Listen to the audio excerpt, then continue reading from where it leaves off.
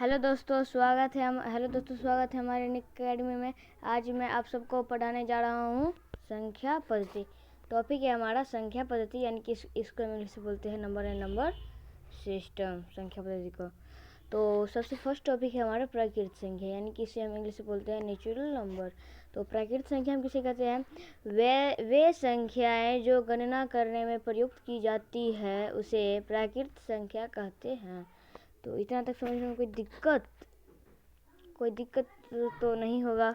तो इसमें इसका कुछ यानी कि एग्जाम्पल होगा, जैसे में होगा हमारा 1 2 3 4 5 6 7 8, यानी कि ये कह रहा है कि गिनती की संख्या को भी हम प्राकृत संख्या बोलते हैं। प्राकृत संख्या को हम प्राकृत भी बोल सकते हैं, प्राकृतिक भी बोल सकते हैं, दोनों में कोनो भी प्रॉब्लम नहीं है।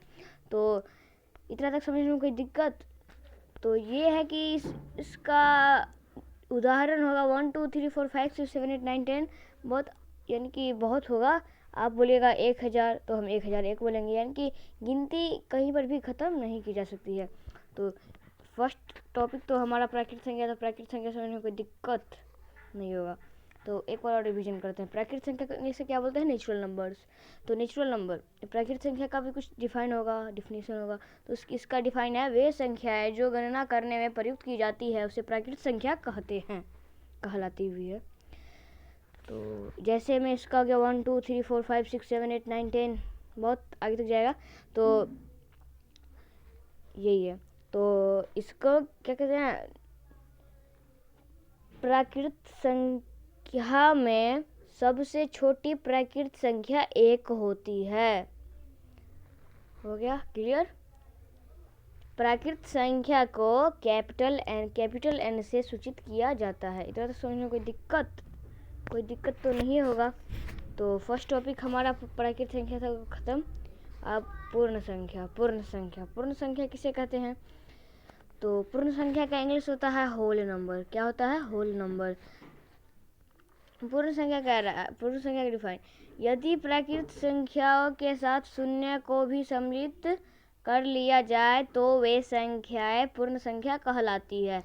तो यानी कि इसमें 1 2 3 4 5 6 तो ऐसे करेगा, और लेकिन इसमें ये ज़ीरो जो है ना, ज़ीरो इसमें ज़रूर होगा, ज़ीरो होना ही है, क्योंकि ये तो पूर्ण संख्या है। पूर्ण संख्या हमेशा ज़ीरो से शुरू होता है। तो पूर्ण संख्या को कैपिटल W से सूचित किया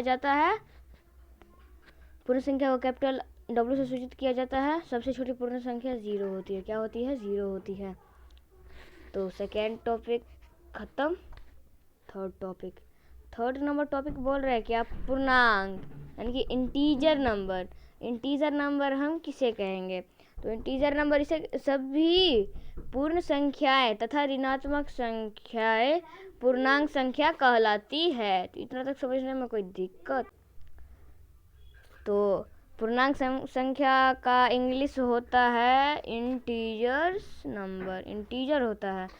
तो इसका यानी कि हिंदी में इसका डिफाइन होगा, सभी का हिंदी में ही डिफाइन है, सभी पूर्ण संख्याएं तथा ऋणात्मक संख्याएं पूर्णांक संख्या कहलाती है। पूर्णांक संख्या इसी कहते हैं। तो पूर्णांक संख्या में 3 टॉपिक होता है। एक होता है हमारा ऋणात्मक संख्या,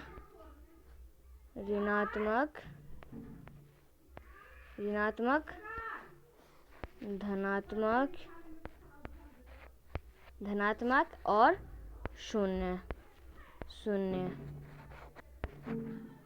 यही तीनों टॉपिक से हमारा ये पूर्णांक संख्या बना हुआ, इंटीजर नंबर। तो यानी कि ऋणात्मक संख्या हमेशा माइनस में रहता है और धनात्मक संख्या हमेशा प्लस में रहता है, और शून्य का कोई मतलब नहीं, तो शून्य ही रहता है। इतना तो समझने में कोई दिक्कत तो आपको सिर्फ और सिर्फ एक ही बात याद रखना है, माइनस हमेशा होता है ऋणात्मक संख्या। माइनस हमेशा क्या होता है? ऋणात्मक संख्या। और प्लस हमारा हमेशा होता है धनात्मक संख्या। तो इतना तक समझने में कोई कोनो प्रकार का दिक्कत हो तो आप हमको कमेंट कीजिएगा। तो पूर्णांक संख्या भी हमारा टॉपिक खत्म। हो गया। अब धन पूर्णांक समझते हैं, पॉजिटिव इंटीजर।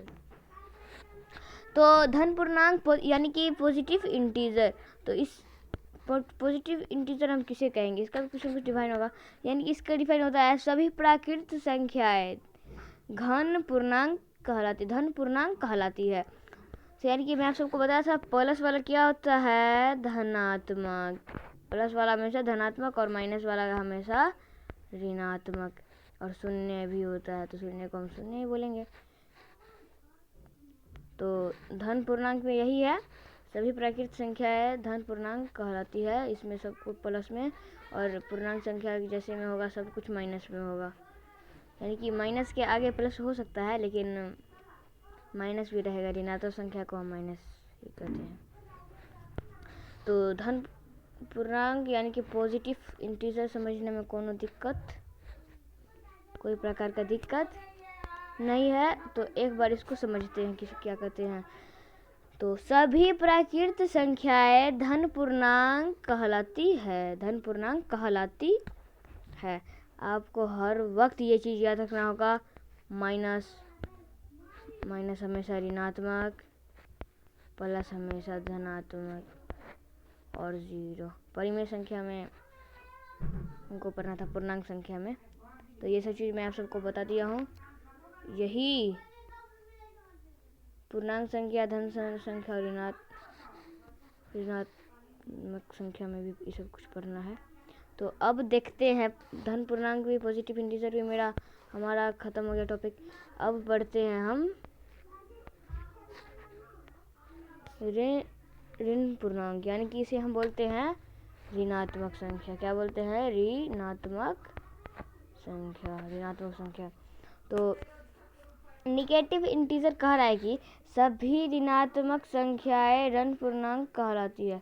ऋणात्मक यानी कि ऋण, और ऋणात्मक मतलब ही ऋण होता है, ऋण मतलब ही ऋणात्मक होता है।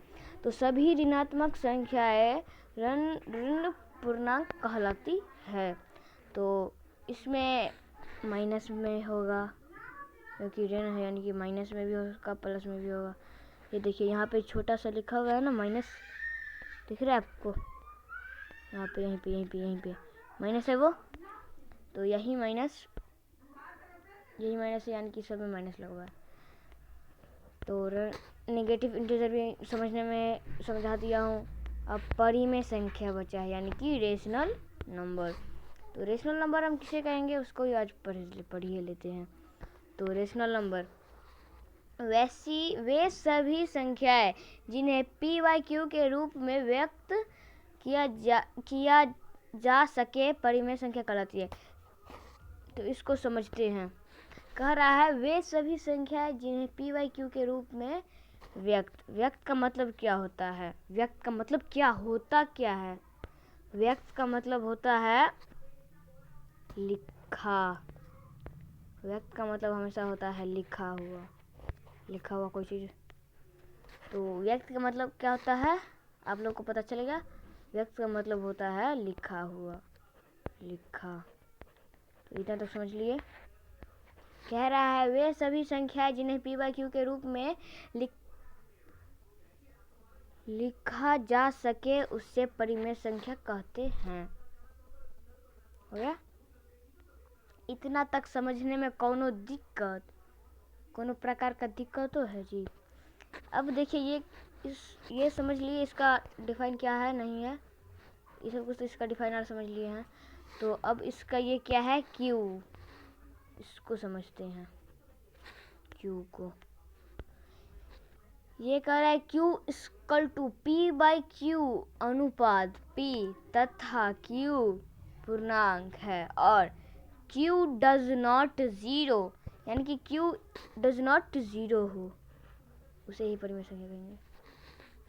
जैसे में 5 हो गया, 5 प्लस 5 है, +5 यानी कि क्या हो गया, धनात्मक। -2 यानी कि क्या हो गया, ऋणात्मक हो गया। और 4/5 तो इसे 4/5 यानी कि इसका उभयनिष्ठ गुणनखंड। तो 4/5 का 4 का एलसीएम क्या होगा, 4/5 पर लिखेंगे। 4 का एलसीएम हो जाएगा हमारे, 4 का एलसीएम निकाल के देखते हैं। 2 2 2 दो, दो दूनी 4, 1 4, यानी कि 2 गुने 1। अब 5 का तो 5 गुने 1 ही होगा। ये एक को छोड़कर ये अगर ये संख्या अगर मिल गया तो ये पूरा परिमेय संख्या नहीं होगा, परिमेय संख्या नहीं होगा। यानी कि 2 गुने 2 बाई 5 है। इसको गुना करेंगे तो 4/5 आएगा। यानी कि ये क्या है, कौन संख्या है, परिमेय संख्या है। ये कौन सा संख्या है, ये परिमेय संख्या है। तो जैसे में हम कुछ उदाहरण देते हैं, यानी कि 2/4 है, 2/4 है, तो क्या ये परिमेय संख्या है, परिमेय संख्या है। 2/4 परिमेय संख्या है। कैसे ज्ञात करना है, तो हम किसको निकालेंगे, 2 गुण, यानी कि 2 का एलसीएम निकालेंगे। 2/4 था, 2 का एलसीएम निकालते हैं, 2 1, यानी कि इसका एलसीएम होगा 2 गुने 1 √4, यानी कि 2 2 2 1, 2 गुने 1। तो एक को छोड़कर कोई और अगर संख्या मिल गया, यानी कि ये क्या हो गया, परिमेय संख्या ये नहीं होगा, परिमेय संख्या नहीं होगा। इसमें दोनों मिल गया तो 2/1 है, तो क्या ये परिमेय संख्या है, क्या है, ये परिमेय संख्या नहीं है। ये परिमेय संख्या, 2 परिमेय संख्या इसमें नहीं है, क्योंकि 2 से 2 काट दिए, 1/2 बचेगा, 1/2। अब ये हो जाएगा परिमेय संख्या। अब बताते हैं आपको 2 परिमेय संख्या कैसे नहीं होगा। अब मैं आपसे पूछूंगा, 2 परिमेय संख्या होगा 1 गुने 2, यानी कि बट्टा में क्या होगा, 2 1 हो, यानी कि 1 से लगा रहे, यानी कि 1 गुने 1, तो 1 से 1 निकालेंगे 2/1, यानी कि ये भी क्या है, परिमेय संख्या है, परिमेय संख्या है। तो अपरिमेय संख्या पढ़ते हैं किसी का।